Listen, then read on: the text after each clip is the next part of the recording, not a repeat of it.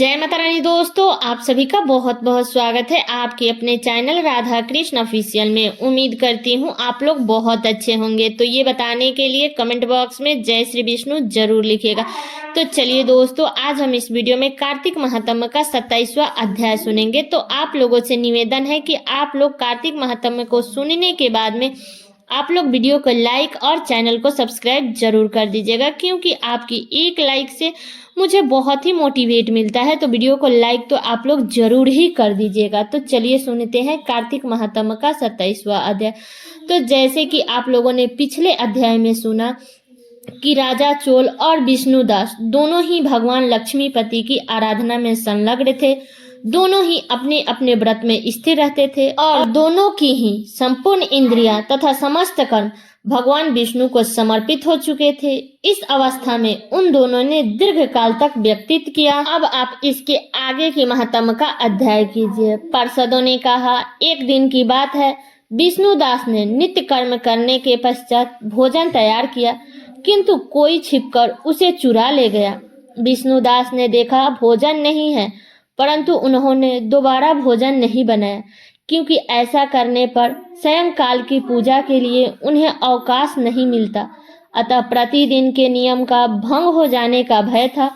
दूसरे दिन पुनः उसी समय पर भोजन बनाकर वे ज्यों ही भगवान विष्णु को भोग अर्पण करने के लिए गए, त्यों ही किसी ने आकर फिर सारा भोजन हड़प लिया।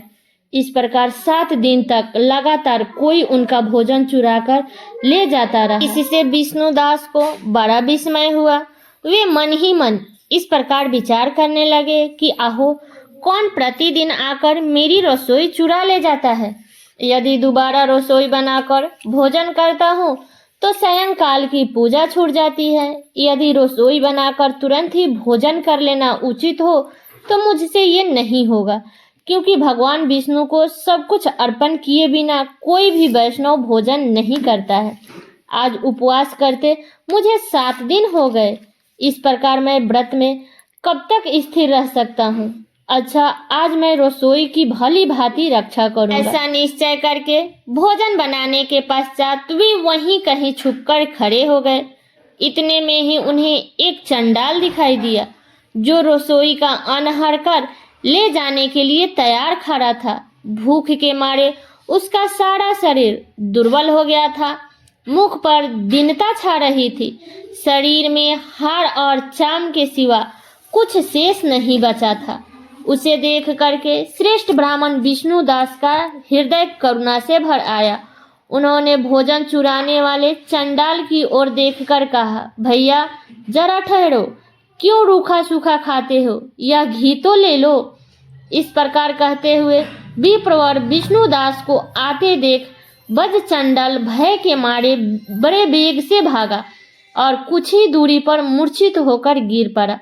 चंडाल को भयभीत और मूर्छित देखकर द्विज श्रेष्ठ विष्णुदास बड़े वेग से उसके समीप आए और दयावंश अपने वस्त्र के छोर से उसको हवा करने लगे।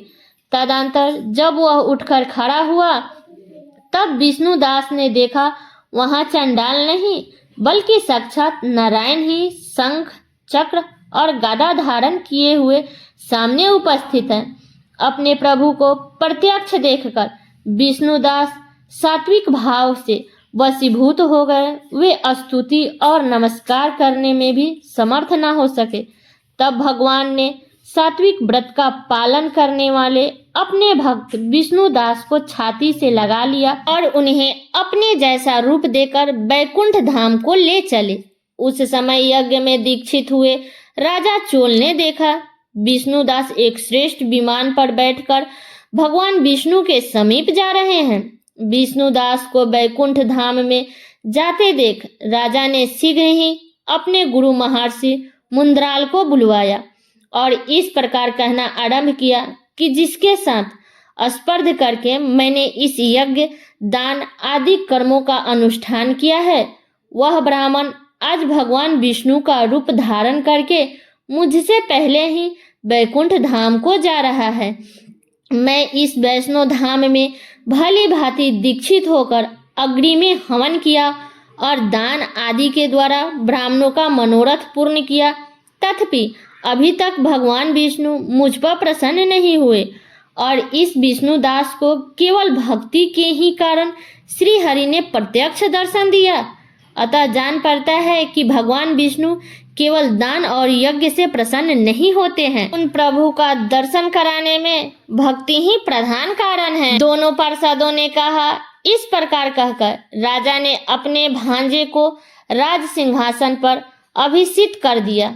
वह बचपन से ही यज्ञ की दीक्षा लेकर उसी से संलग्न रहते थे, इसलिए उन्हें कोई पुत्र नहीं हुआ था।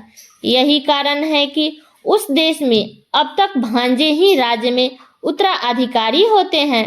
भांजे को राज देकर राजा यज्ञशाला में गए और यज्ञ कुंड के सामने खड़े होकर भगवान विष्णु को संबोधित करते हुए 3 बार उच्च स्वर में निम्नलिखित वचन बोले। भगवान विष्णु, आप मुझे वन, वाणी, वचन, शरीर और क्रिया द्वारा होने वाली अविचल भक्ति प्रदान कीजिए। इस प्रकार कहकर वे सबके देखते देखते अग्नि कुंड में कूद पड़े। बस उसी क्षण भक्त वत्सल भगवान विष्णु अग्नि कुंड में प्रकट हो गए। उन्होंने राजा को छाती से लगाकर एक श्रेष्ठ विमान में बैठाया और उन्हें अपने साथ लेकर वैकुंठ धाम को प्रस्थान किए। नारद जी बोले, हे राजन, जो विष्णुदास थे वे तो पुण्यशील नाम से प्रसिद्ध भगवान के पार्षद हुए और जो राजा चोल थे उसका नाम सुशील हुआ। इन दोनों को अपने ही समान रूप देकर भगवान लक्ष्मीपति ने अपना द्वारपाल बना लिया। तो ये है कार्तिक महात्म्य का 27वां अध्याय। इसके आगे की कथा आप लोग अगले अध्याय में श्रवण कीजिएगा। तो ये कथा मेरा यहीं तक का था। कैसा लगा ये कथा आप लोग कमेंट करके जरूर बताइएगा। चैनल पे नए आए हैं तो सब्सक्राइब कर लीजिएगा, बेल आइकन को प्रेस कर दीजिएगा, जिससे मेरे वीडियो का नए नोटिफिकेशन आप सभी के पास में सबसे पहले पहुंचे। और वीडियो को लाइक कर दीजिएगा, क्योंकि आपके एक लाइक से मुझे बहुत ही मोटिवेट मिलता है। तो वीडियो को लाइक कर दीजिएगा और वीडियो को शेयर कर दीजिएगा, ताकि हर कोई कार्तिक महात्म्य की कथा को सुन सके। तो चलिए दोस्तों, मिलती हूँ अगले वीडियो में किसी नए वीडियो के साथ में। तब तक के लिए नमस्कार।